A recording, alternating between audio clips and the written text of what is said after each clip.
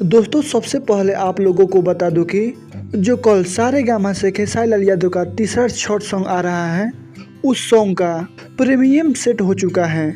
आप लोग इस गाने पर लाइक कमेंट जाकर कर सकते हैं, लेकिन आप लोग इस गाने को कल सुबह 7 बजे सुन पाएंगे। लेकिन अभी से ही इस गाने का प्रीमियम सेट हो चुका है। आप लोग जल्दी से जाइए और इस गाने पर लाइक कमेंट कर दीजिए। दोस्तों चलिए वीडियो में आगे बढ़ते हैं। दोस्तों खेसारी लाल यादव का इतना बड़ा फैन फॉलोइंग है कि वो कहीं भी रहे, उनका फैंस उनको खोज ही लेते हैं। आप लोग इसी वीडियो को देख लीजिए। खेसारी लाल यादव अपने प्रेम का पूजा फिल्म का शूटिंग करने जा रहे हैं, लेकिन लोगों को भनक लग ही जाता है कि यहाँ पर खेसारी लाल यादव शूटिंग करने आएंगे ही। दोस्तों ये वीडियो गोरखपुर का है।